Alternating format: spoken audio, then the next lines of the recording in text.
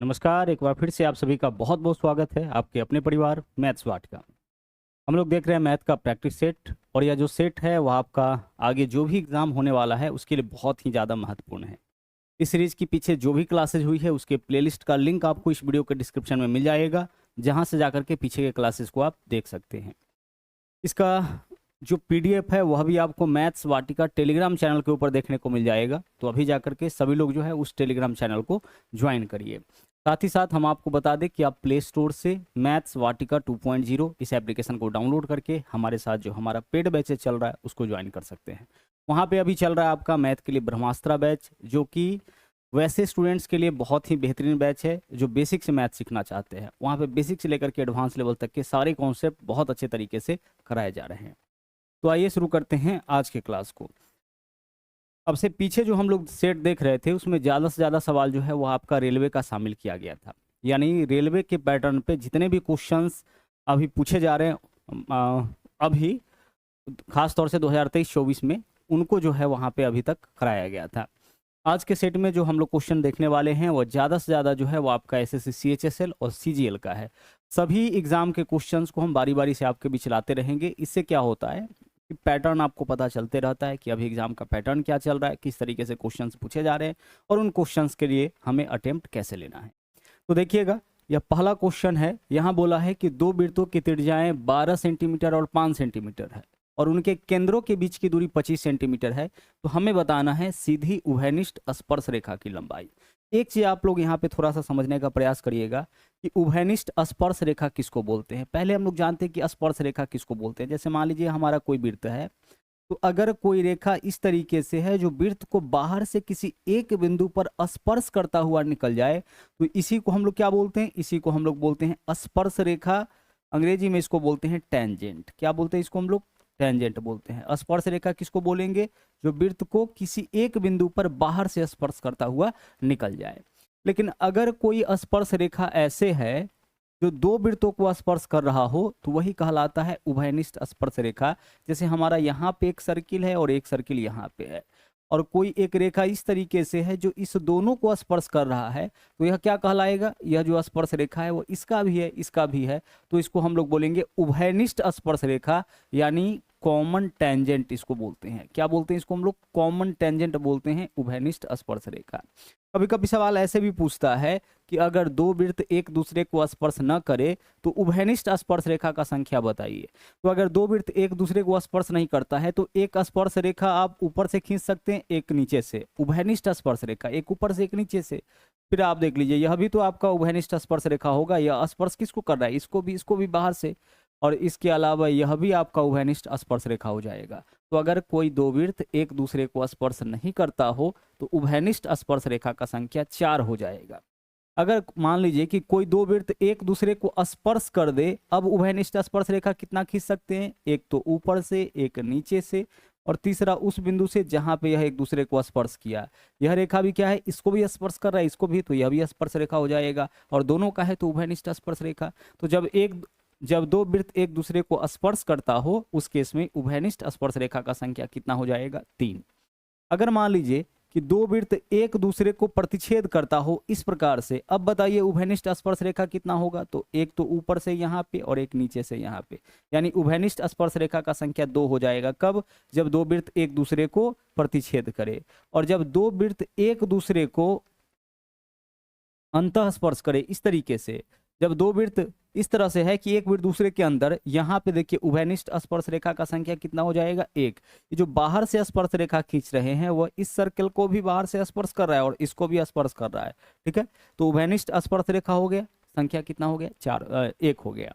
तो कहने का मतलब है कि दो वृत्त जब एक दूसरे को स्पर्श न करे उभयनिष्ठ स्पर्श रेखा का संख्या 4। जब दो वृत्त एक दूसरे को स्पर्श करे तो उभयनिष्ठ स्पर्श रेखा का संख्या क्या होगा? 3। जब दो वृत्त एक दूसरे को प्रतिच्छेद करे तो उभयनिष्ठ स्पर्श रेखा का संख्या 2 हो जाएगा, और जब दो वृत्त एक दूसरे को अंतः स्पर्श करता हो उस केस में उभयनिष्ठ स्पर्श रेखा का संख्या कितना होगा? 1। इस क्वेश्चन में हम लोगों से पूछा क्या गया है? हम लोगों से पूछा गया है उभयनिष्ठ स्पर्श रेखा, सीधी उभयनिष्ठ स्पर्श रेखा की लंबाई। जैसे यह आपका एक सर्किल हो गया, एक सर्किल का त्रिज्या 12 है तो बड़ा होगा, दूसरा का त्रिज्या जो है वो 5 है तो वह क्या होगा? वो आपका छोटा होगा। तो दूसरा सर्किल यहाँ पे हम बना दिए। ठीक है, हमें बताना है कि उभयनिष्ठ स्पर्श रेखा का लंबाई, तो चाहे तो हम ऊपर से स्पर्श रेखा खींच दे या नीचे से, इसी का लंबाई हमें बताना है। हमें क्या बताना है? उभयनिष्ठ स्पर्श रेखा का लंबाई। ठीक है, आगे देखिए क्वेश्चन में क्या बोला है, उनके केंद्रों के बीच की दूरी। केंद्रों के देख लीजिए, यह इस वृत्त का केंद्र हो गया, यह इस वृत्त का केंद्र हो गया, इसके बीच का दूरी कितना दे रखा है? केंद्रों के बीच का दूरी आपका दे रखा है 25 सेंटीमीटर। तो केंद्रों के बीच की दूरी को हम डिनोट करेंगे डी से, और डी का वैल्यू इस क्वेश्चन में कितना है आपका? 25 सेंटीमीटर है। ठीक है, यह हमें बताना है, क्या बताना है? कॉमन टेंजेंट हमें बताना है, सीधी स्पर्श रेखा का लंबाई हमें इस क्वेश्चन में बताना है। और वृत्त का त्रिज्या कितना कितना दे रखा है? एक का त्रिज्या है 12, दूसरा का 5। देख लीजिए, केंद्र बिंदु से स्पर्श को हम मिला देंगे, केंद्र बिंदु से परिधि को भी मिला रहे हैं। यह हो जाएगा बड़े वृत्त की त्रिज्या, और कैपिटल आर से इसको डिनोट कर देंगे। केंद्र बिंदु से परिधि को मिला दिए, यह छोटे वृत्त की त्रिज्या, इसको स्मॉल आर से हम डिनोट कर लेते हैं। बड़े वृत्त की त्रिज्या इस क्वेश्चन में कितना दे रखा है आपका? 12 सेंटीमीटर, और छोटे वृत्त का त्रिज्या जो है वो आपका दे रखा है इस क्वेश्चन में 5 सेंटीमीटर। हमें क्या बताना है? हमें बताना है उभयनिष्ठ स्पर्श रेखा की लंबाई। तो जब भी आपको कॉमन टेंजेंट निकालना हो, उभयनिष्ठ स्पर्श रेखा की लंबाई निकालना हो, तो आपको एक फॉर्मूला छोटा सा यूज करना है। क्या फॉर्मूला है? D square. डी स्क्वायर मतलब दोनों वृत्त के केंद्रों के बीच की दूरी, डी स्क्वायर, और माइनस यहाँ पे आपको लिखना है capital R minus small R का स्क्वायर। कैपिटल आर कहने का मतलब बड़े वृत्त की त्रिज्या, स्मॉल आर कहने का मतलब छोटे वृत्त की त्रिज्या।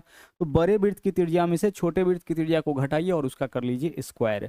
यानी सीधी उभयनिष्ठ स्पर्श रेखा की लंबाई निकालने का फॉर्मूला क्या हो गया? D square. डी कहने का मतलब दोनों वृत्तों के केंद्रों के बीच की दूरी, और capital R minus small R का होल स्क्वायर।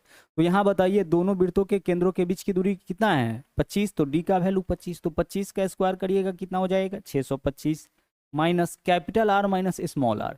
तो कैपिटल आर बड़े वृत्त की त्रिज्या 12, छोटे वृत्त का 5, 12 में से 5 माइनस करेंगे 7, और 7 का स्क्वायर हो जाएगा 49। अंडर रूट है तो अंडर रूट कर लीजिए। 625 में से 49 माइनस करिए कितना हो जाएगा? 576, और 576 का वर्गमूल आपका कितना होता है? 576 का वर्गमूल आपका होता है 24। तो 24 सेंटीमीटर क्या हो जाएगा? उभयनिष्ठ स्पर्श रेखा की लंबाई, सीधी उभयनिष्ठ स्पर्श रेखा की लंबाई। कभी कभी क्या करता है कि आपसे पूछ देगा तिरछी उभयनिष्ठ स्पर्श रेखा की लंबाई। जैसे मान लीजिए कि दो वृत्त इस तरीके से है, ठीक है, और तिरछी इस प्रकार से उभयनिष्ठ स्पर्श रेखा खींचा गया है। यह क्या है? यह आपका तिरछा उभयनिष्ठ स्पर्श रेखा है। तो अगर तिरछी उभयनिष्ठ स्पर्श रेखा की लंबाई आपसे पूछे तो बस एक जगह देखिए, यहाँ माइनस आर है ना, वहाँ पे प्लस आर कर देना है, बाकी सब सेम रहेगा। यानी D square minus capital R plus small R का होल स्क्वायर। कब? जब आपसे तिरछी उभयनिष्ठ स्पर्श रेखा का लंबाई पूछे। सीधी पूछे तो आर माइनस आर, और अगर तिरछी पूछे तो क्या करना है आपका? R plus R. बस इतना सा चेंज आपको करना है। आगे बढ़ते हैं, अगले क्वेश्चन में आते हैं। यहाँ देखिए क्या बोला है, 6 सेंटीमीटर त्रिज्या वाले दो वृत्त एक दूसरे को इस प्रकार प्रतिच्छेद करते हैं कि प्रत्येक वृत्त एक दूसरे के केंद्र से होकर गुजरता है। 6 सेंटीमीटर त्रिज्या वाला दो वृत्त है और दोनों का त्रिज्या कितना है? 6 सेंटीमीटर है। और इस तरीके से है, दोनों बराबर है, बराबर त्रिज्या मतलब दोनों बराबर है, और दोनों वृत्त इस प्रकार से है कि एक दूसरे के केंद्र से होकर गुजरता है। यह इसका केंद्र, यह इसका केंद्र, मतलब यह जो है इसके केंद्र से, और यह जो है इसके केंद्र से, इस तरीके से गुजरता है। आगे देखिए, आगे क्या बोला है? वृत्तों की उभयनिष्ठ जीवा की लंबाई। अच्छा, उभयनिष्ठ जीवा, जीवा किसको बोलते हैं? जैसे यह आपका वृत्त है तो परिधि के कोई दो बिंदु को मिलाने वाली रेखा जीवा कहलाता है। परिधि के किसी दो बिंदु को मिलाइए, जीवा कहलाएगा। तो इस दोनों का उभयनिष्ठ जीवा तो यही होगा ना, यही तो आपका इन दोनों का उभयनिष्ठ जीवा हो जाएगा। जीवा का मतलब क्या होता है? परिधि के दो बिंदु को मिलाने वाली रेखा। तो यह जो रेखा है वह दोनों वृत्त के परिधि को मिलाएगा। गौर से देखिए, इसको हटा के देखिए, इस वृत्त के परिधि के दो बिंदु को मिला रहा है, फिर इसको देखिए, इस वृत्त के भी परिधि के दो बिंदु को मिला रहा है। तो यह क्या हो जाएगा? उभयनिष्ठ जीवा। ठीक है, हमें इसी का लंबाई बताना है। तो जब भी इस तरह का केस बने कि दो वृत्त एक दूसरे को जो है प्रतिच्छेद करे, दो समान त्रिज्या वाला वृत्त एक दूसरे को प्रतिच्छेद करे, उस केस में जो है उभयनिष्ठ जीवा का लंबाई आपका जो होता है वह √3 इंटू आर के बराबर हो जाता है। इसके बराबर √3 इंटू आर के बराबर। तो √3 इंटू आर का वैल्यू इस क्वेश्चन में कितना दे रखा है? 6 सेंटीमीटर। तो √3 में 6 से गुना करिए, कितना हो जाएगा? 6 √3। सवाल क्या था? सवाल यह था कि जब भी दो समान त्रिज्या वाला वृत्त एक दूसरे के केंद्र से होकर के गुजरे तो उभयनिष्ठ जीवा की लंबाई √3 × r, √3 गुने उसके त्रिज्या के बराबर। ऐसा क्यों होता है समझिए। यहाँ देखिए, अगर हम इससे इसको मिला देंगे तो क्या है, केंद्र बिंदु से परिधि वृत्त की त्रिज्या, केंद्र बिंदु से परिधि वृत्त की त्रिज्या। आप इस वाले सर्किल को भी देखिए, केंद्र बिंदु से परिधि इस वृत्त का त्रिज्या, और इस वाले में देखिए केंद्र बिंदु से परिधि इस वृत्त का त्रिज्या, तो यह त्रिज्या है तो r। अब अगर हम इसको इससे मिला दे तो देखिए, यह भी केंद्र बिंदु से परिधि मिल गया त्रिज्या, इससे इसको मिला दे, यह भी केंद्र बिंदु से परिधि मिल गया त्रिज्या, तो सब त्रिज्या है, तो ये r r r सब बराबर है। तो यह त्रिभुज ऐसा बना जिसका तीनों साइड बराबर, और तीनों साइड किसके बराबर, r के बराबर। तो यह आपका एक समबाहु त्रिभुज हो गया, और समबाहु त्रिभुज के यहाँ से देखिए यह क्या हो गया, इसका आधा, इस जीवा का आधा क्या हो जाएगा, समबाहु त्रिभुज का ऊंचाई। तो समबाहु त्रिभुज का ऊंचाई होता है √3/2 × a, यानी समबाहु त्रिभुज का भुजा जो कि r के बराबर है। तो इससे आधे जीवा का लंबाई निकलेगा, और जब आप में इसमें 2 से गुना करिएगा तो पूरे जीवा का लंबाई निकलेगा, यानी कितना हो गया, √3 × r। तो यही चीज़ हम आपको डायरेक्ट बताए हैं कि जब भी दो वृत्त एक दूसरे को अंतः प्रतिच्छेद करे और इस तरीके से करे कि दोनों एक दूसरे के केंद्र से होकर के गुजरे, उभयनिष्ठ जीवा की लंबाई √3 × r के बराबर हो जाएगा। आगे बढ़िए, अगले क्वेश्चन में आइए। इस क्वेश्चन का आंसर 6√3 करिए। अगला सवाल देखिए क्या है, एक वृत्त की परिधि 88 सेंटीमीटर, जीवा XY वृत्त की परिधि पर 90 डिग्री का कोण बनाता है, तो XY की आंकड़े कितना होगा। एक वृत्त का परिधि 88 सेंटीमीटर, तो क्या इस वृत्त का त्रिज्या बता सकते हैं। परिधि होता है 2πr, तो 2 × 22/7 × r, यह क्या हो जाएगा, यह हो जाएगा वृत्त का परिधि 2πr। जबकि यहाँ वृत्त का परिधि कितना दे रखा है, 88 सेंटीमीटर, तो 2πr का वैल्यू क्वेश्चन में दे रखा है। अब 2πr का वैल्यू दे रखा है तो इससे r का मान निकलेगा ना, 22 दूना 44, ऊपर से ऊपर वाला काटिए 2 हो जाएगा। r का वैल्यू आप बताइए कितना होगा, 14। जो डाटा दे रखा है उससे हम लोग क्या किए, उससे हम लोग r का वैल्यू यानी त्रिज्या निकाल लिए। एक वृत्त का परिधि मालूम है तो हम उसका त्रिज्या निकाल सकते हैं 2πr से कंपेयर करके। अब आगे देखिए, जीवा XY इस वृत्त की परिधि पर 90 डिग्री का कोण बनाता है। एक बात आप हमेशा ध्यान से समझिएगा, जीवा किसको बोलते हैं, जीवा हम लोग बोलते हैं परिधि के किन्हीं दो बिंदु को मिलाने वाली रेखा को। जीवा किसको बोलते हैं, परिधि के किन्हीं दो बिंदु को मिलाने वाली रेखा। जैसे मान लीजिए कि यह परिधि है, यहाँ अनगिनत बिंदु है, तो किन्हीं दो बिंदु को मिलाइए, यह जीवा हो जाएगा। किसी दो बिंदु को मिलाइए, जीवा हो जाएगा। ठीक है। अब वृत्त का जो सबसे बड़ा जीवा होता है ना, वो आपका व्यास होता है, जो कि आपका कहाँ से होकर गुजरता है, केंद्र से। वृत्त का सबसे बड़ा जीवा क्या होता है, सबसे बड़ा जीवा जो होता है वह व्यास होता है, और व्यास ही परिधि पर 90 डिग्री का कोण बनाता है। परिधि पर 90 डिग्री का कोण हमेशा क्या बनाएगा, व्यास बनाएगा। यह आपका थ्योरम है, व्यास जो है वह परिधि पे 90 डिग्री का कोण बनाता है। तो यहाँ पे बोला है कि जीवा XY वृत्त की परिधि पर 90 डिग्री का, तो जीवा XY जो है वह दरअसल क्या है, दरअसल व्यास है, क्योंकि यह 90 डिग्री का कोण यहाँ पे बना रहा है, इस वजह से यह व्यास हो गया। तो हमें क्या बताना है, XY का मान, तो यह व्यास है। तो त्रिज्या पता है ना, त्रिज्या कितना है, 14। इसका मतलब व्यास यानी कि डायमीटर क्या होगा, डायमीटर ट्वाइस ऑफ r हो जाएगा, यानी त्रिज्या का 2 गुना। तो 2 × 14 कितना होगा, 28 सेंटीमीटर है तो सेंटीमीटर, मीटर है तो मीटर, जिस फॉर्म में है आंसर आपका हो जाएगा। हम एक बात बता सकते हैं कि परिधि पर 90 डिग्री का कोण कौन सी जीवा बनाएगा, वह आपका व्यास ही बनाता है। व्यास जो है वह परिधि पर 90 डिग्री का कोण बनाता है। इसका मतलब कि XY क्या है, व्यास है। XY क्या है, व्यास है। व्यास मतलब त्रिज्या का 2 गुना। तो जब त्रिज्या पता लग गया तो फिर त्रिज्या का 2 गुना भी तो हम लोग निकाल सकते हैं।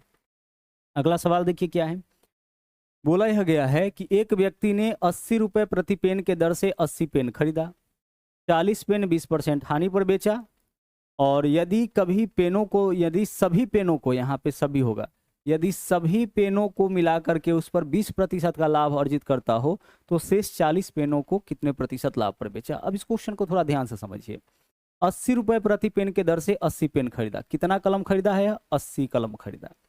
अब इसमें से 40 पेन, इसमें से कितना पेन बेच दिया, या 40 पेन बेच दिया है। कैसे बेचा है, 20% लाभ पर। जो 40 पेन बेचा है ना, इस पे इसको 20% का लाभ हुआ, तो प्लस 20% लिख लेते हैं। ठीक है, आगे चलिए। अब बोला है 20% क्या बोला है, 40 पेन को 20% हानि पर बेचा है। ठीक है, 40 पेन को जो है वह बेचा है 20% के हानि पर, चलिए 20% लॉस पर। आगे चलिए। अब बोला है कि यदि सभी पेन को मिलाकर के 20% का लाभ, अच्छा इस पूरे पेन में जो है, पूरे पेन पे इसको क्या होता है, 20% का लाभ होता है, 20% का प्रॉफिट होता है। तो हमें यह बताना है, हमें क्या बताना है, तो शेष 40 पेन को कितने प्रतिशत लाभ पर बेचा है। तो इसके बाद जो 40 पेन इसका बच गया है वह कितने प्रतिशत लाभ पर बेचा है। पहले 40 पेन बेचा, पहले 40 पेन जो बेचा है उस पर 20% का हानि हुआ है। बचे 40 पेन को, शेष 40 पेन को यह कितने परसेंट लाभ पर बेचे कि पूरे 80 पेन पर इसको 20% का लाभ हो जाए। इस क्वेश्चन को देखो हम लोग बनाएंगे कैसे, जरा ध्यान से समझना।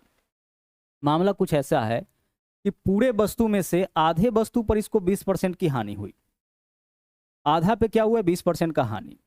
अब शेष वस्तु को, आधा मतलब बाकी आधा को कितना लाभ पे बेचे कि पूरे पर इसको 20% का लाभ हो जाए। तरीका क्या होता है ऐसे क्वेश्चन को सोल्व करने का, देखिएगा। पहले क्या हुआ, आधे पे 20% की हानि तो -20। अच्छा, बाकी आधा पे हम मान लेते हैं कि x% लाभ पर इसको बेचे, तो -20 + x बट्टा में क्या लिखेंगे, पूरा सौदा। कहने का मतलब कि पूरा सौदे 2 भाग में बटाए ना, तो बट्टा में 2, इससे क्या निकलेगा, औसत लाभ निकलेगा दोनों को मिला करके। और औसत लाभ कितना है, औसत लाभ है आपका 20%, बराबर 20 कर दिए। यहाँ देखिए -20 + x का वैल्यू कितना आ जाएगा, 40। यहाँ से आप बता सकते हैं कि x का मान जो है वह कितना हो जाएगा, -20 40 में आकर के जुटेगा 60। आंसर आपका इस क्वेश्चन का यही हो जाएगा कि शेष आधे को उसको 60% पर बेचना होगा। शेष आधे को क्या करना होगा, 60% लाभ पर बेचना होगा। समझिएगा, बोला है कि टोटल 80 कलम है, ठीक है, इसमें से आधा कलम पर 20% का हानि हुआ है। बाकी आधा को कितना लाभ पे बेचे कि पूरे सौदे पे, यानी कि औसत लाभ जो है वो 20% हो जाए। तो हानि हुआ है कितना का, 20% का, तो -20। बाकी आधा पे कितना लाभ इसको चाहिए, तो हम मान लेते हैं x% लाभ, तो -20 + x। इसके बाद औसत लाभ निकालना है तो जोड़ के 2 से भाग, क्योंकि 2 तरह का है, और औसत लाभ कितना है, 20। ऐसे क्वेश्चन को इस तरीके से सोल्व करिएगा तो ज़्यादा आसान आपके लिए हो जाएगा। अगला सवाल देखिए, राम 3500 रुपए में 2 घड़ी खरीदता है। एक घड़ी को 25% लाभ और दूसरे को 10% की हानि पर बेचता है। पूरे लेन देन में न तो उसको लाभ होता है न ही हानि। प्रत्येक घड़ी का क्रय मूल्य। इस क्वेश्चन को सोल्व करने के लिए ना हम लोग एलिगेशन लगाएंगे, और एलिगेशन मेथड देख लीजिए क्या कहता है। जब भी एलिगेशन मेथड से क्वेश्चन को सोल्व करिएगा तो ऐसे क्रॉस बनाइएगा। अब इस क्रॉस का देखिए बेनिफिट क्या है। 3500 रुपए में 2 घड़ी खरीदा, एक घड़ी को 25% लाभ पे, तो 25% लाभ का मतलब क्या होता है, 25% लाभ का मतलब 125% इसका विक्रय मूल्य हो गया। आगे दूसरे को 10% की हानि पर, 10% हानि करने का मतलब कि 90% इसका विक्रय मूल्य हो गया। आगे बोला है कि पूरे लेन देन में न तो लाभ और न ही हानि। पूरे लेन देन में न तो लाभ न ही हानि, यानी कि वस्तु को उसके क्रय मूल्य पर ही बेच दिया, मतलब कि 100 में बेचा होगा। भाई 100 से 25 ज्यादा तभी तो आपका 25% का लाभ होगा, 100 से 10 कम तभी तो 10% की हानि होगी। और पूरे लेन देन में, यानी कि दोनों वस्तु मिलाकर के न तो लाभ न ही हानि, यानी जितना में वस्तु को खरीदा है उतना में ही बेच दिया, मतलब वस्तु को उसके क्रय मूल्य पर ही, क्रय मूल्य कहने का मतलब 100% में ही बेच दिया। अब एलिगेशन लगाने का तरीका क्या होता है, क्रॉस में घटा के लिखिए। 125 में से 100 घटाइए, कितना हो जाएगा, यहाँ 25 हो जाएगा। आगे 100 में से 90 नहीं घटेगा, 90 में से 100 नहीं घटेगा, तो 100 में से 90 घटाइए, क्रॉस में ही घटाइएगा, कितना होगा 10। यहाँ बना लीजिए रेशियो, क्योंकि इससे रेशियो ही निकलता है। इसका रेशियो निकलता है दोनों वस्तु के क्रय मूल्य का रेशियो। अनुपात में वैल्यू कट रहा है, काट लीजिए। 5 से काटिएगा कितना हो जाएगा, 5 दूना 10, और 5 से काटिएगा 5 25। यह क्या हो गया, यह हो गया आपका दोनों वस्तु का क्रय मूल्य। किन दोनों वस्तु का, 3500 रुपए में से 25% लाभ पर और 10% हानि पर बिकने वाले वस्तु के क्रय मूल्य में यही रेशियो होगा। हमें बताना है दोनों का क्रय मूल्य अलग अलग। तो आप बताइए कि कुल क्रय मूल्य कितना है। आप बोलोगे सर कुल क्रय मूल्य तो 3500 है, तो ये जो क्रय मूल्य आप देख रहे हैं 2 और 5, इसको 3500 बनाइए। 2 और 5 मिलके कितना है 7, 7 में कितना से गुना करेंगे 3500, 500 से, तो 500 से गुना करिए। 500 से गुना करिएगा तो 5 2500, और 500 से 2 में गुना करिएगा, 500 दूना 1000। कहने का मतलब यह है कि अगर 3500 रुपए का वस्तु है तो 25% लाभ पर 1000 रुपए का वस्तु बेचा है, और 25% लाभ पर जो वस्तु बेचा उसका क्रय मूल्य 1000, और 2500 रुपए जो है वो आपका 10% हानि पर। तो प्रत्येक घड़ी का क्रय मूल्य बताइए। तो प्रत्येक घड़ी का क्रय मूल्य कितना हो जाएगा, 1000 और 2500। विकल्प भी आपके क्वेश्चन का सही आंसर होगा। चलिए बढ़ेंगे अगले सवाल में। यहाँ देखिए, यदि संख्या 2x 64y 88 से पूर्णतः विभाज्य है तो 6x - 5y का मान क्या होगा। गौर से थोड़ा समझिएगा। नंबर क्या है हमारे पास, नंबर हमारे पास है 2x, इसके अलावा 6, 4 और y, यही तो नंबर है। बोला है कि यह जो नंबर आप देख रहे हैं ना, ये वाला नंबर 88 से पूरा विभाज्य है। किससे विभाज्य है, 88 से विभाज्य है। तो हमें क्या बताना है इस क्वेश्चन में? हमें इस क्वेश्चन में बताना है कि 6x माइनस 5y का मान क्या होगा। तो 6x माइनस 5y का मान कब निकाल पाइएगा? जब आपके पास x और y दोनों होगा। तो आइए x और y का मान यहाँ पे हम लोग निकालने का प्रयास करते हैं। हमें क्या पता है कि यह नंबर 88 से विभाज्य है। 88 से कोई संख्या तभी कटेगा, 88 से कोई नंबर तभी कटेगा जब वह आपका 8 से भी कटता हो और 11 से भी कटता हो। 88 से कोई संख्या कब कटेगा? जब वह 8 से भी कटे और 11 से भी कटे, तभी 88 से कटेगा। तो 8 से इस संख्या को काटने का रूल यह कहता है, ठीक है, ध्यान से समझिएगा, कोई भी संख्या 8 से तब कटेगा जब उसका अंतिम 3 अंक 8 से कट जाए। तो अंतिम 3 अंक देखिए, सिर्फ अंतिम 3 अंक को चेक करिए, क्या यह 8 से कट रहा है? 8 8 64, y के जगह क्या रखेंगे तो यह नंबर 8 से कट जाएगा? 0।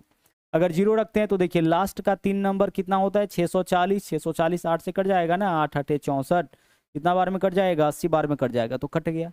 यानी यहाँ पे 0 अगर रखते हैं तो यह नंबर जो है 8 से कट जाएगा। अच्छा, 0 के अलावा और क्या रख सकते हैं? तो 0 के अलावा 8 रखने पर भी, चूंकि 8 से कटने का है तो 0 के बाद सीधे 8 का इंटरवल होगा, तो 8 रखने पर भी यह नंबर 8 से कट जाएगा। देख लीजिए, अगर आप y के जगह 8 रखते हैं तो 648 हो जाएगा। 648 को 8 से काट के देखिए, 8 8 64, 8 एकम 8, ठीक है। यहाँ पे 1 रखिएगा तो नहीं कटेगा। मान लीजिए कि आप यह सोच रहे होंगे कि यहाँ पे कोई भी नंबर रखने पर कट जाएगा, तो 1 रखिएगा तो कभी 8 से कटेगा? नहीं कटेगा। 8 8 64, 2 रखने पर 8 8 64, 2 बच गया, नहीं कटेगा। 3 रखने पर नहीं कटेगा। अगर 0 रखने पे कट रहा है तो सीधे अब 8 प्लस करने पर, फिर अब 8 प्लस करने पर, तो 8 प्लस करने पर 16 आएगा। तो y एक अंक है, यहाँ पे पूरा 2 अंक का संख्या 3 अंक का संख्या नहीं डाल सकते हैं। तो y का मान फिक्स हो गया कि या तो 0 होगा या 8 होगा, क्योंकि y का मान 0 या 8 में से ही कोई रखेंगे तभी जाकर के यह आपका 8 से कटेगा। अब x के मान के बारे में सोचिए, यह नंबर आपका 8 से कट रहा है, अब 11 से हमें कटवाना है। 11 से कटने का रूल क्या कहता है? 11 से कोई संख्या तभी कटेगा जब उसके अल्टरनेट अंकों के योगफल का अंतर या तो 0 आए या 11 का गुना जाए। जैसे देखिए 1331 है, 1331 11 से कटता है। कैसे पता चला? इसके अल्टरनेट अंकों को जोड़िए। जैसे 1 का अल्टरनेट अंक कौन हो जाएगा? 3। अल्टरनेट का मतलब होता है 1 छोड़ करके 3। 3 के बाद अगला अल्टरनेट है? नहीं है, छोड़ दीजिए। इस दोनों को जोड़िए, 3 और 1 कितना हो गया? 4। अब जो बच रहा है वह भी अल्टरनेट में होगा, वह सेकेंड अल्टरनेट में होगा, उसको भी जोड़ लीजिए। तो बचा है 3 और 1, इसको जोड़िए। और इसका डिफरेंस देखिए, अगर इसका डिफरेंस 0 या 11 का मल्टीपल, 0 या 11 का मल्टीपल करने का मतलब 11 22 33 44 आए तो यह नंबर 11 से कटेगा, नहीं तो यह 11 से नहीं कटेगा। तो चूंकि इसका अंतर जो है वह 0 आया, मतलब 11 से कटेगा। तो अब जो संख्या आप देख रहे हैं, ठीक है, अब जो संख्या आप देख रहे हैं उसको क्या करना है? 11 से कटवाना है। तो 11 से कब कटेगा? जब अल्टरनेट अंकों के योगफल का अंतर 0 या 11 हो। तो अल्टरनेट 2 का अल्टरनेट क्या होगा? 6, और फिर क्या होगा? y। तो 2 + 6 + y कितना हो जाएगा? 8 + y। अल्टरनेट अंकों के योगफल का अंतर क्या होगा? 8 + y। क्लियर? चलिए आगे बढ़ते हैं। अब दूसरा जो अल्टरनेट है वह क्या है जो बच गया है? बचा क्या है? x और 4। तो x और 4 भी अल्टरनेट में है, और इन दोनों तो x + 4 कर लिए। अब इन दोनों का जो अंतर है वह क्या होना चाहिए? या तो 0 या फिर 11 का मल्टीपल। तो 0 या 11 का मल्टीपल आए, इसके लिए क्या रख सकते हैं हम x के स्थान पर? तो y का मान तो हमें पता है, y का मान क्या ले सकते हैं? y का मान 0 ले सकते हैं। तो y का मान 0 रखने पर, y का मान तो 0 8 में से कुछ लेना है, तो y का मान 0 रखिए। अब चेक करिए x का मान क्या होगा? तो 8 + 0 8 हो गया। x के जगह अगर आप 4 लेते हैं, x के जगह क्या लेते हैं? 4 लेते हैं, तो देखिए 8 + 0 8, x के जगह 4, तो 4 और 4 8, 8 - 8 0 आ जाएगा, मतलब 11 से कट जाएगा। तो कहने का यह मतलब है कि x का एक वैल्यू आपका क्या हो सकता है? x का एक वैल्यू आपका 4 हो सकता है। क्लियर? चलिए आगे बढ़ते हैं। अब x का दूसरा मान भी कुछ हो सकता है क्या? x का कोई दूसरा मान भी हो सकता है। तो y का अगला मान क्या आया था आपका? 8। तो y के जगह 8 रखिए। जब आप y के जगह 8 लीजिएगा तो 8 और 8 16, 16 में से क्या घटाएं कि यहाँ पे वैल्यू या तो 0 या 11 का मल्टीपल आ जाए। तो 16 में से अगर आप यहाँ पे देखिए x का मान अगर आप 1 लेते हैं तो 4 और 1 5, 16 में से 5 माइनस करिएगा 11 आ जाएगा, और 11 आने का मतलब क्या है? 11 आने का मतलब है कि आपका 11 से कट जाएगा। इसका मतलब है कि y का 8 और x का मान 1, y का मान 8 और x का मान क्या संभव है? 1। तो x का मान 4 के अलावा क्या ले सकते हैं हम, 1 ले सकते हैं, और y के मान 0 और 8 ले सकते हैं। अब हमेशा एक चीज ध्यान रखिएगा कि x का मान 4 लीजिएगा उस समय y 0, और जब x का मान 1 लीजिएगा उस समय y का मान क्या ले सकते हैं, 8 ले सकते हैं। तो यहाँ पुट करके देखते हैं, x के जगह 4 और y के जगह 0 रख के देखिए।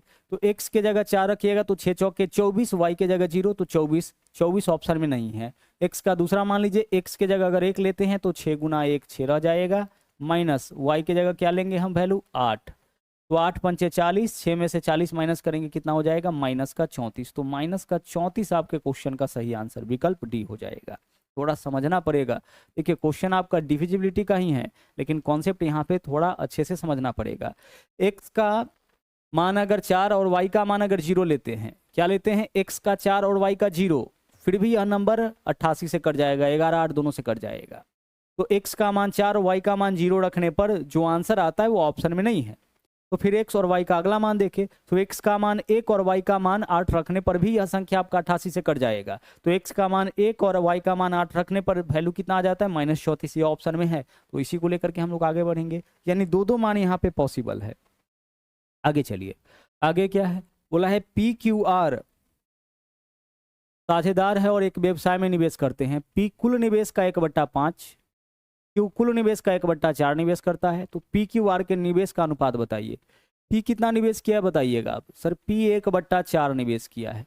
P कितना निवेश किया है, 1/4, कुल निवेश का 1/4, 1/5 है, ठीक है, 1/5 बना दिए। P कुल निवेश का 1/5, Q कितना निवेश किया है, Q कुल निवेश का 1/4 निवेश किया है, ठीक है। P 1/5 और Q कितना निवेश किया है, Q निवेश किया 1/4। और तीसरा कौन है, तीसरा है R।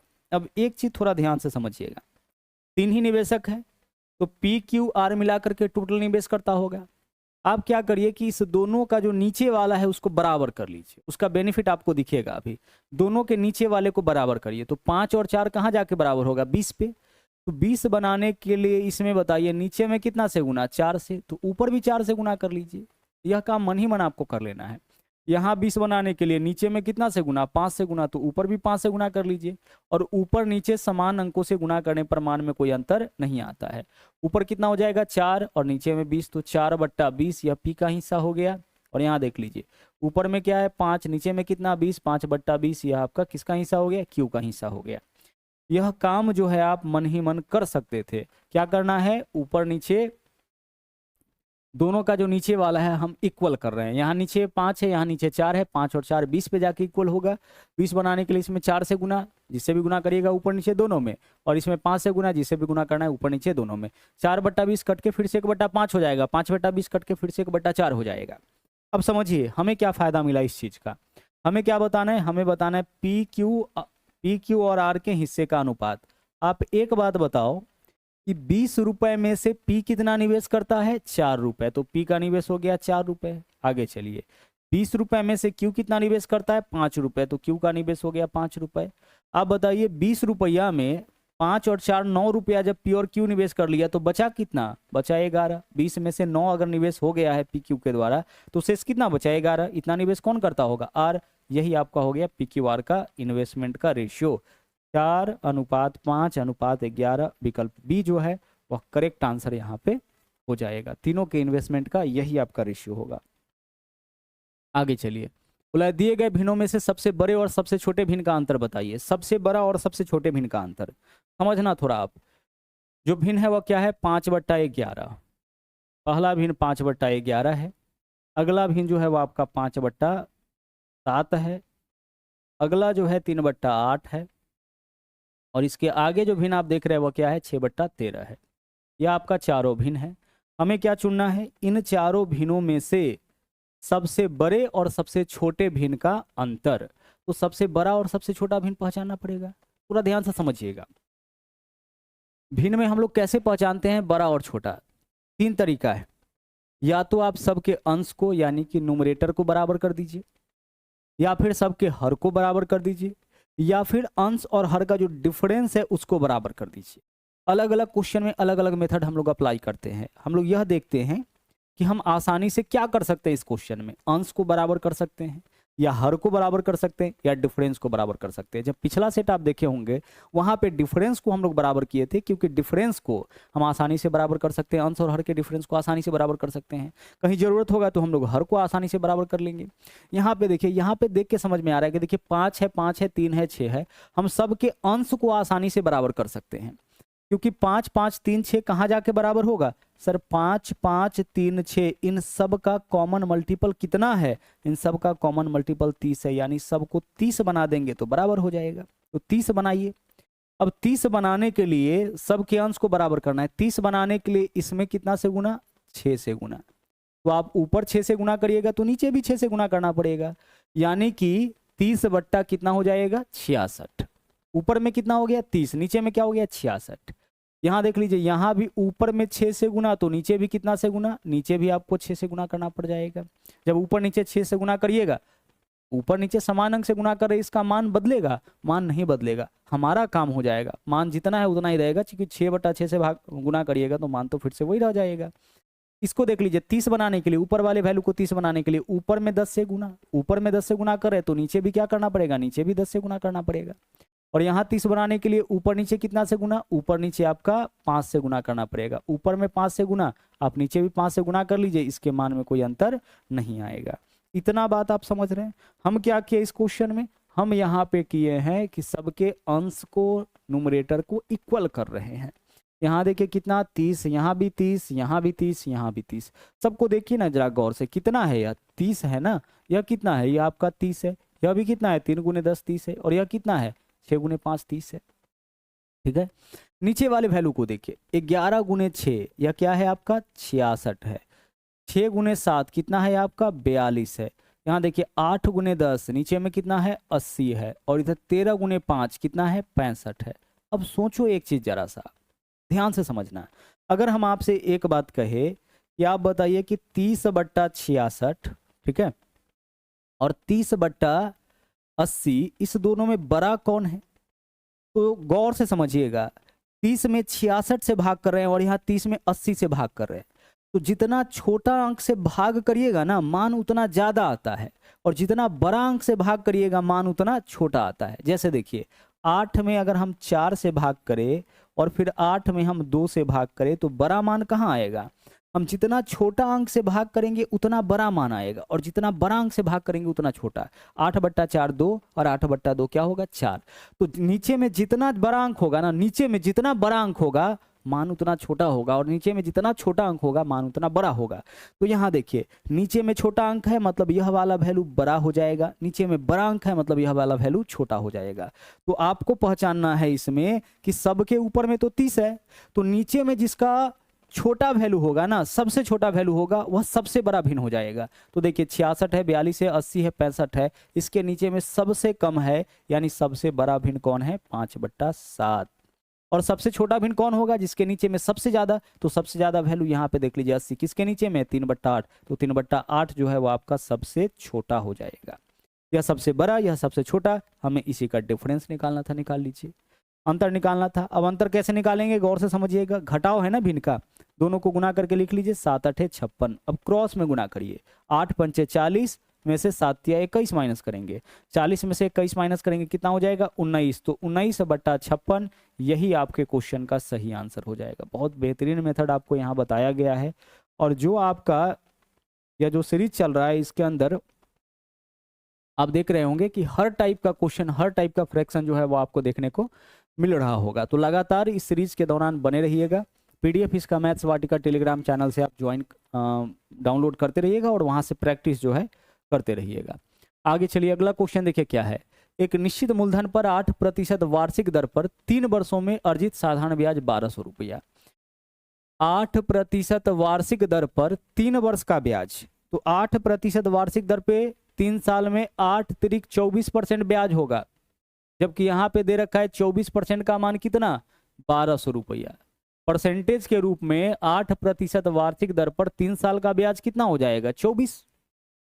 8% वार्षिक दर से 3 साल में 24% ब्याज, जबकि बोला है ब्याज आपका 1200 रुपया। आगे देखिए क्या पूछा है, बोला है 2 वर्ष में 10% वार्षिक दर पर उसी मूलधन के दोगुनी राशि पर अर्जित चक्रवृद्धि ब्याज बताइए।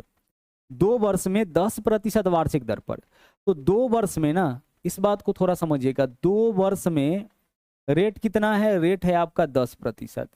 तो 10% वार्षिक दर पर चक्रवृद्धि ब्याज कितना होगा, तो चक्रवृद्धि ब्याज हो जाएगा यह आपका 21%। आप बोलोगे 21% कैसे, 10% वार्षिक दर से 2 साल का चक्रवृद्धि ब्याज निकालना होगा ना, तो ए भी फॉर्मूला लगाइएगा। तो ए के जगह 10, बी के जगह भी 10, प्लस 10 गुने 10/100। इससे हम लोग कंपाउंड इंटरेस्ट 2 साल का कैलकुलेट करते हैं। इससे यह कट गया कितना, 1, 10 और 10 20 और 1 21। तो 21% चक्रवृद्धि ब्याज हो जाएगा। तो सवाल में देखिए 24% का मान 1200, ये 1200 जो आप देख रहे हैं वो किसका मान है, 24% का मान है। तो 24 से भाग करिए, 1% का मान निकलेगा। हमें निकालना है 2 वर्ष में 10% वार्षिक दर पर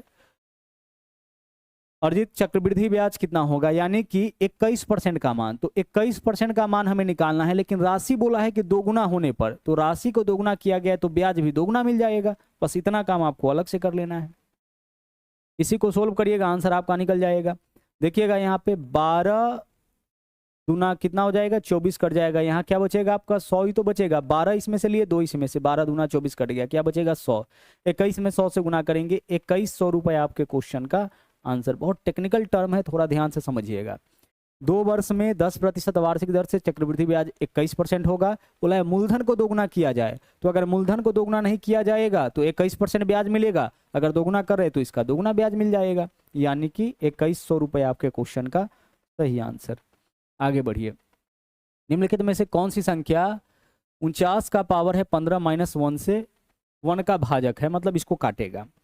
गौर से देखिएगा क्या है, 49 का पावर क्या है, 49 का पावर यहाँ पे दे रखा है 15। अच्छा एक चीज यहाँ देखिएगा, 1 का पावर कुछ है क्या, नहीं है। तो 1 का पावर 15 अगर रख देते हैं तो कोई दिक्कत, सर 1 का पावर कुछ भी रखिएगा 1 ही आएगा, तो 1 का पावर 15 ही सही। क्लियर। क्वेश्चन आपका यह है, इसका हमें भाजक खोजना है।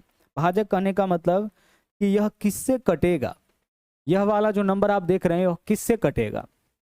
एक चीज समझिएगा, जब भी कोई व्यंजक जो है x⁴n माइनस a⁴n, दोनों जगह पावर क्या है, इक्वल। यहां भी देखिए दोनों जगह पावर इक्वल है, x और a इस फॉर्म में रहे तो यह जो है हमेशा आपका कट जाएगा x माइनस a से। पहली चीज x माइनस a से, मतलब अपने बेस के अंतर से, पावर को छोड़ दीजिए, बेस के अंतर से कट जाएगा।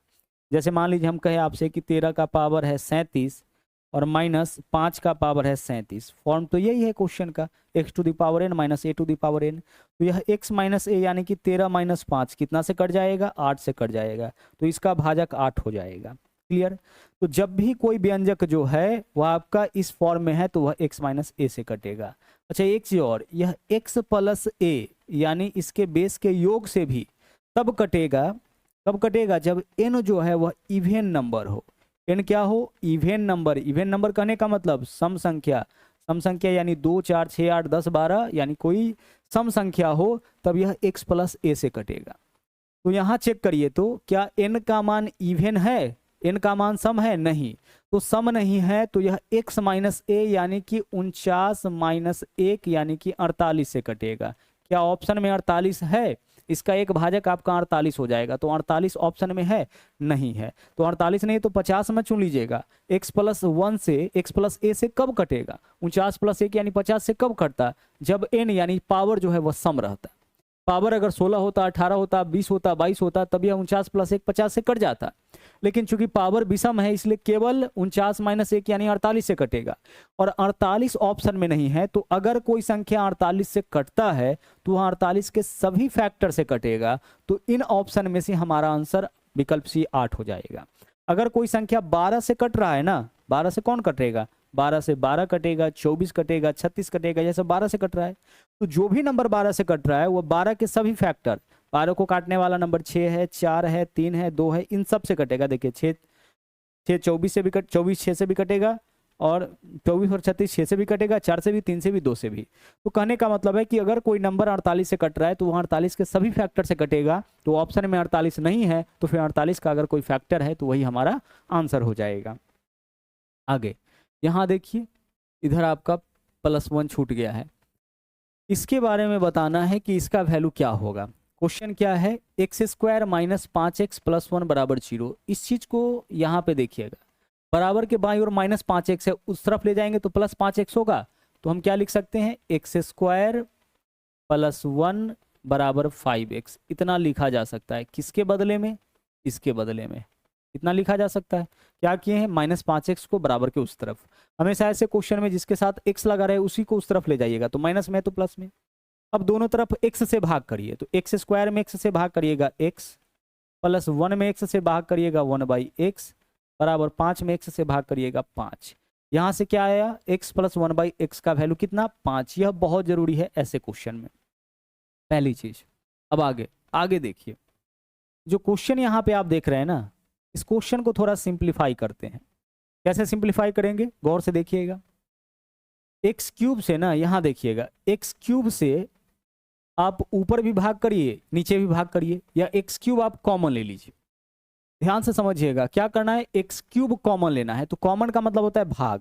जैसे हम आपसे कहें ना कि 8x + 4 में से क्या कॉमन ले सकते हैं, तो आप बोलोगे 4 कॉमन ले सकते हैं। तो 4 कॉमन लेने का मतलब है कि 8x में भी 4 का भाग जाएगा और +4 में भी 4 का भाग जाएगा।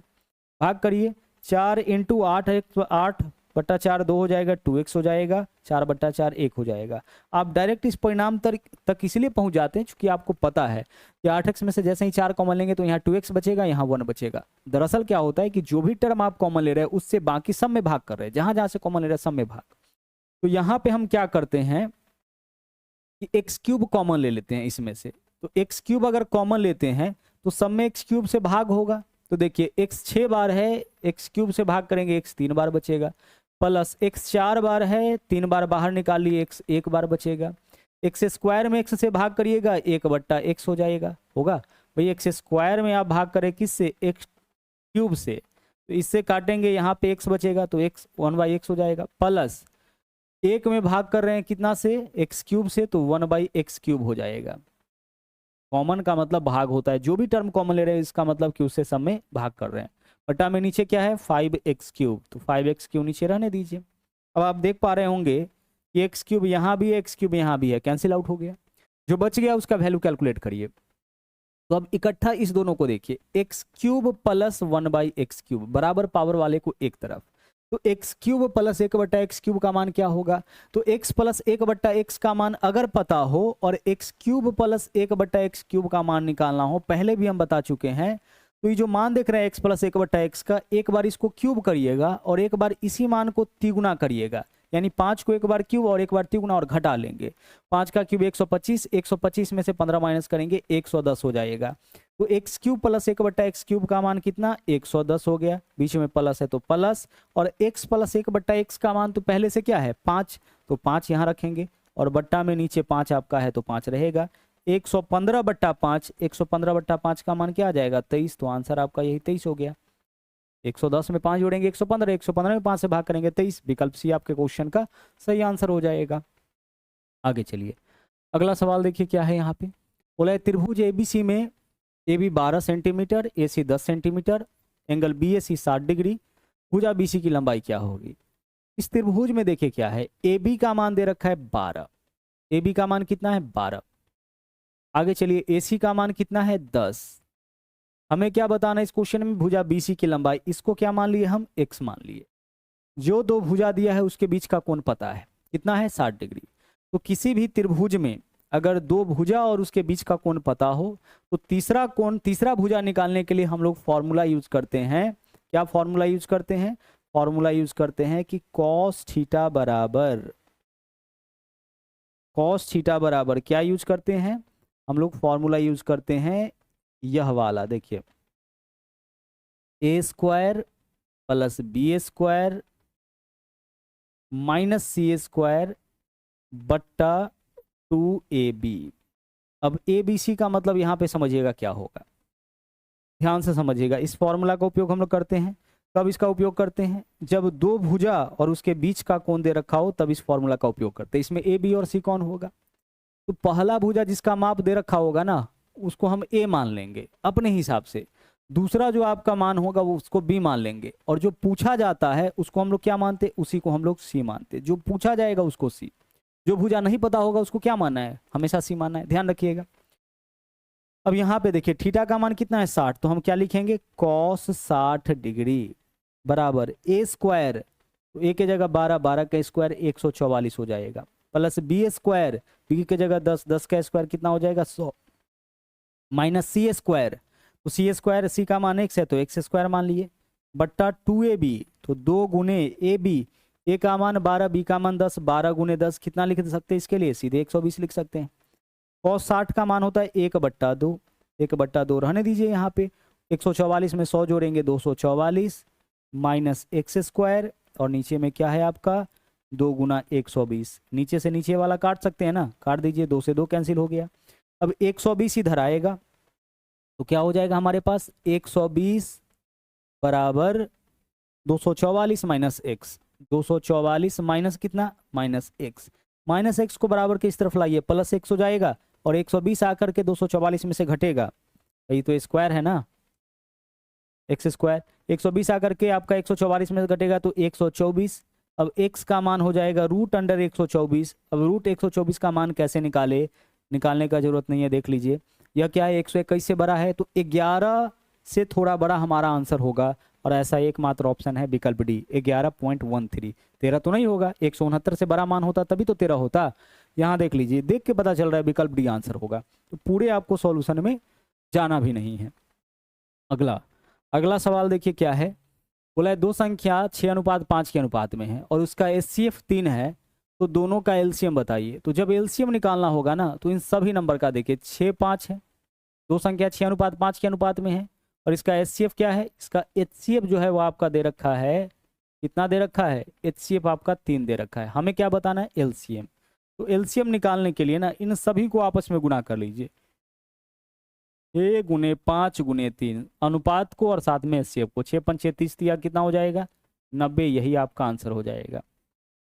रेलवे में भी ऐसा क्वेश्चन खूब पूछा गया है, क्यों ऐसा हो रहा है समझिएगा, देखिएगा यहाँ पे बोले दो संख्याओं का यहाँ पे 6:5 का अनुपात है, HCF 3 है, दोनों का HCF क्या है, दोनों का HCF 3 है, अनुपात में इसका HCF बताइए तो कितना आएगा, 6 और 5 का अनुपात में अनुपात 1 इसका HCF होगा, क्योंकि ऐसा बड़ा से बड़ा संख्या जो दोनों को काटेगा वही HCF, जबकि वास्तव में इसका HCF 3, तो अनुपात 1 का वैल्यू 3, तो अनुपात 1 का वैल्यू 3, तो 6 का वैल्यू कितना हो जाएगा 6 त्रिक 18, अनुपात 1 का वैल्यू 3, तो 5 का वैल्यू 5 थी 15, और 18 और 15 का जब एलसीएम निकालिएगा तो 90 ही आएगा। तो हमें इस प्रक्रिया में जाना ही नहीं है, जब दो संख्याओं का अनुपात दे HCF दे सबको आपस में गुना करिए, यही एलसीएम हो जाएगा। आगे बढ़िए, अगला देखिए, x + y का मान 36 है, हमें क्या बताना है, हमें इस क्वेश्चन में बताना है, हमें क्या बताना है इस क्वेश्चन में, हमें इस क्वेश्चन में बताना है x - 27 का होल क्यूब प्लस y - 9 के होल क्यूब का मान। अच्छा, x + y बराबर 36 है ना, तो हम x + y को क्या 27 + 9 नहीं लिख सकते हैं, लिख सकते हैं, 36 का मतलब 27 + 9 ही होता है। यहाँ पे देख लीजिए 27 9 है, इस वजह से इसको भी उसी रूप में तोड़ लिए। अब दोनों को इस तरफ लाइए, तो 27 को इस तरफ लाएंगे तो क्या हम x - 27 इकट्ठा नहीं लिख सकते हैं, लिख सकते हैं, प्लस 9 को इस तरफ लाएंगे तो क्या y - 9 नहीं लिखा जा सकता है, लिखा जा सकता है, बराबर इधर कुछ नहीं तो 0, इस दोनों को इधर लाएंगे तो माइनस में, प्लस 27 + 9 है, दोनों को बराबर किस तरफ लाएंगे तो माइनस में, तो -27 - 9 होगा, तो 27 को x के साथ लगा दिए, x - 27 प्लस 9 को y के साथ लगा दिए, y - 9। अब हमारे पास क्या है, यह हो गया a और यह हो गया b, तो a + b बराबर 0, मान किसका निकालना है, मान निकालना है a³ + b³ का, तो अगर a + b बराबर 0 है तो a³ + b³ का मान भी क्या होगा 0 होगा, a + b का मान अगर 0 है तो a³ + b³ का मान क्या होगा 0 होगा। क्यों ऐसा होगा, क्योंकि a³ + b³ बराबर होता है, इसके लिए क्या लिखते हैं हम लोग, a + b × a² - ab + b²। अब आप सोचो कि a + b का मान अगर इसका मान 0 आ गया, a³ + b³ के लिए इतना लिखेंगे, तो a + b का मान अगर 0, तो 0 में फिर किसी भी संख्या से गुना करेंगे तो 0 आ जाएगा, तो इसको a माने इसको b माने हैं, तो a + b का मान 0 है, तो फिर a³ + b³ का मान भी क्या होगा 0 होगा। आगे बढ़िए, अगला सवाल देखिए, 36 लीटर डीजल में एक ट्रक 492 किलोमीटर चलता है, तो आप बताइए कि 1 लीटर में कितना चलेगा, 492 लीटर चलता है, कितना लीटर में 36 लीटर में, तो 36 से भाग करेंगे तो इसे क्या निकलेगा, 1 लीटर में कितना चलेगा। हमें बताना है कि 33 लीटर में कितना, तो 1 लीटर में अगर इतना चल रहा है तो 33 लीटर में कितना, तो गुना करेंगे 33 से। जैसे हम आपसे कहे कि कोई कार जो है वह 20 किलोमीटर चलता है 2 लीटर डीजल में, तो 1 लीटर में 20/2 हो जाएगा। 1 लीटर में 20/2, 10 लीटर में तो गुना करेंगे 10 से। यहाँ भी देख लीजिए 492 किलोमीटर चलता है 36 लीटर में, 492/36 करेंगे, इससे निकलेगा 1 लीटर में कितना चलेगा। 33 लीटर में कितना, गुना कर दिए 33 से। अब सोल्व करिए, अगर हम इसको 3 से काटेंगे तो यहाँ 11 हो जाएगा, और 3 से काटेंगे तो यहाँ 12 होगा, और 12 से इसको काट ले तो 12 चौके 48, 12 एकम 12, 41 गुने 11 कितना हो जाएगा, 451। तो 451 किलोमीटर आपके क्वेश्चन का यहाँ पे सही आंसर होगा। विकल्प सी जो है वह यहाँ पे दिख रहा है जो कि सही होगा। तो इस तरीके से आज का सेट हम लोग कंप्लीट किए। हर सेट में केवल 15 ही क्वेश्चन रहता है, लेकिन वह 15 बहुत इंपॉर्टेंट क्वेश्चन है, 15 सिलेक्टेड क्वेश्चन रहता है। अगर लगातार आप इस सीरीज के सभी सेट को करते जा रहे हैं तो फिर आप जब भी किसी एग्जाम में बैठिएगा, जब आप मॉक लगाइएगा, वहाँ पे जो है बहुत आसान चीज़ें आपको लगेगी, क्योंकि हर टाइप का क्वेश्चन हम बार बार आपके सामने लेकर के आते रहते हैं, आपका रिविजन कराते रहते हैं। इस वीडियो में इतना ही, और हाँ, अगर आप हमारे चैनल पर नए हैं तो चैनल को सब्सक्राइब जरूर करिए, इसके अलावा लाइक और शेयर करते रहिए। मिलते हैं अगले वीडियो में। थैंक यू, जय हिंद।